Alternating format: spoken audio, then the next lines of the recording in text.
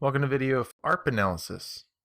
In this video, we're going to take a look at how ARP works, resolving addresses from IP to MAC address, and what do ARP issues look like in Wireshark. So what ARP does is it resolves IP addresses, which are layer 3 addresses, to MAC addresses, which are layer 2 addresses. Addresses that are used on our local link, our local Ethernet bus. And we need that information in order to construct a frame which encapsulates a packet so we can send it onto the wire. So when a user or an application requests data from a specific IP address on layer 3, our system has to figure out what that MAC address is if it doesn't already have it in its cache. We can check what MAC addresses our system already knows about in its ARP cache. Just like DNS had a cache of locally known information, ARP is also locally cached. So what we can do is type in Windows ARP space -A. If you push enter, you'll get a list of all of the known IP addresses in layer 3 matched up with the physical addresses, which is the MAC address on layer 2. And what you see here on the third column is it says type static. All of these addresses are addresses that my system knows about because they are coded into the operating system at this moment. So these addresses are multicast addresses that it knows about by default. It knows some VMware interface IP and MAC addresses. It knows a number of things that already exist. If we scroll up, we see that we have some dynamically learned addresses. So here's some statically known information, again some more multicast for this interface, whereas the other ones were a different interface. Here's my primary interface. We have my static information that's known for that interface, and we have dynamically learned addresses. These are all MAC addresses that have been discovered for specific IP addresses, and they are cached for a specific period of time. And then if I need to access that device again on layer 2, it will do an ARP request again. And so what we'll do is take a packet capture of a normal good ARP request.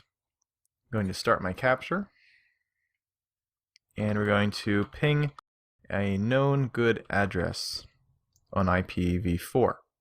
We see that we receive a number of replies. My system has sent 4 pings using ICMP to this device, and it all responded. Before it was able to do this, it had to figure out what the local physical address is of that device, what the MAC address was, before it could even do this first response, first request.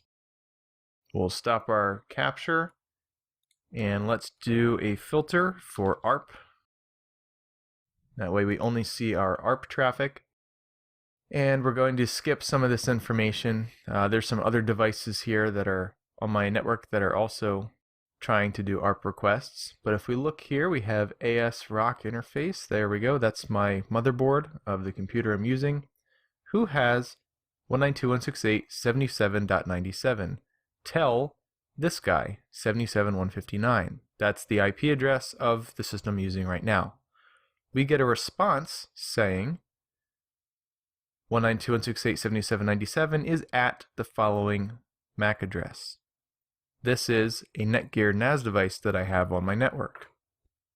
If we go into the ARP information in the packet details pane, we can see the same information that's in summary form here. It's an Ethernet response. The sender MAC in this frame is from the Netgear. It's being sent from the Netgear's IPv4 address, and it's being sent to the initial requester, this guy, being sent to my system with the following IP. It's one thing to be careful with is if we look at the request where I did the ARP request,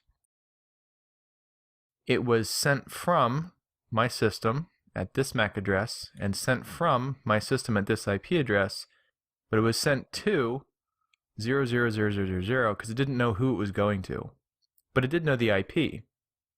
So in the initial request, the ARP request, the sender is the device requesting, And then in the response, the sender is the device that's responding. So note that these kind of flip-flop. You also notice here in the ARP request, it's a broadcast. We can see that here where it says destination broadcast on Ethernet 2. It's going to a broadcast address. So when my system is trying to find on the local Ethernet bus the MAC address of the device that has the following IP on layer 3, it doesn't know who to talk to for that. So it sends out a broadcast to everybody. And then the device that happens to know that information receives it, because everybody got a copy, it then responds. And similarly with DNS, if you see a bunch of repeats here, especially response frames that are looping over and over again, they just keep showing up in your capture constantly, that could again point to a loop in your network. You shouldn't be seeing these over and over and over again. Let's take a look at an example where an ARP request fails. What we'll do is start a new capture, and this time I'm going to ping an address that does not exist on my network. We're going to see destination host unreachable show up. I'm going to do that a couple times. Since I'm trying to ping, it's going to do that 4 on a Windows system. If you're on Linux or Mac, it'll probably do that non-stop depending on what you use. Go ahead and stop that capture. We have plenty of information here. And we can see there's my request. Who has 77.124? We can see that here. Here's the target. And we just keep requesting it over and over and over again. You can see even more down here. We're still requesting, still requesting, still requesting. We're trying to desperately find who has that MAC address for that IP, but it doesn't exist.